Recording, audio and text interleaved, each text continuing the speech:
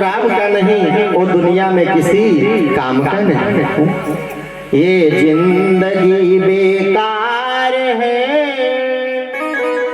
ये दुनिया बेकार है, और जिसने लिया प्रभु का नाम उसी का बेड़ा पार है।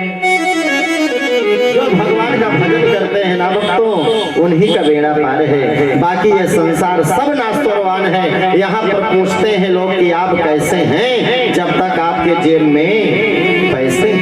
स्वार्थ लाई करें सब प्रीति, असुर नर मुनि की या।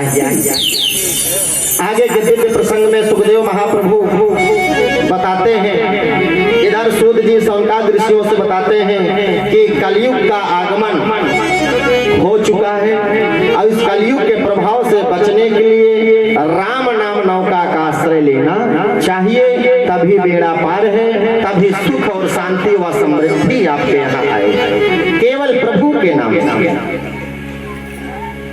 अब इधर कलयुग ने कहा एक स्थान और दे दीजिए। राजा परीक्षित ने कहा कि मांग लीजिए किसमें चाहते हो। तो कलयुग ने कहा कि मुझे एक स्थान स्वर्ण में दे दीजिए। राजा परीक्षित ने कहा तथास्तु, जाओ मैंने तुमको दिया।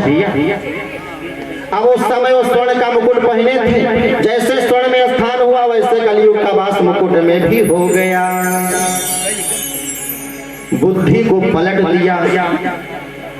एक दिन मुकुट पहने हुए राजा वन में गए शिकार करने के लिए। उसी समय उनको बहुत तेज प्यास लगी।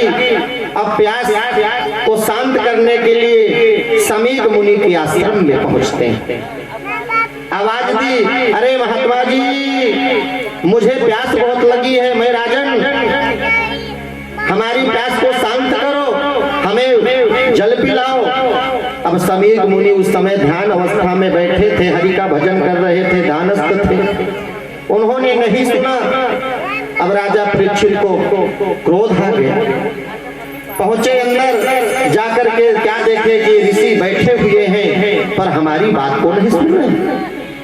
मैं राजा होकर के आवाज दे रहा हूं, हमारी बात का उल्लंघन कर रहे हैं, निरादर कर रहे हैं, इनमें इतना साहस। बगल में देखा कि एक मरा हुआ सर्प पड़ा हुआ है। अब देखिए यही कलयुग है। विचार कीजिए, हम आप समझ नहीं पाते, हमारी बुद्धि को भ्रमित करता रहता है, यही कलयुग है। अब मरे हुए सर्प को अपने बाण से उठाए और ऋषि के गले में डाल दिया, लपेट दिए।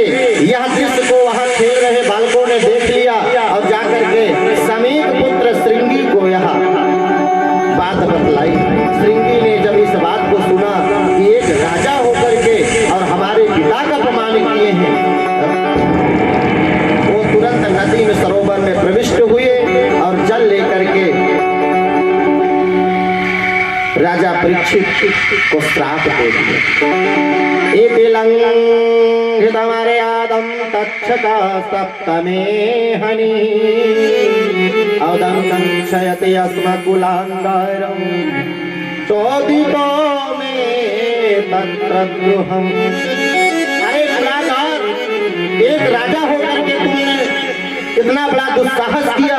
तुम्हारे पूर्वज आज तक संत की सेवा में मन को लगाए, कभी संत का अपमान नहीं किए, और तुम में ये हिम्मत।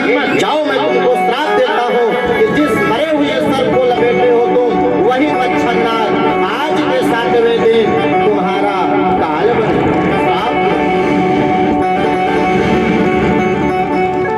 वही तक्षक नाग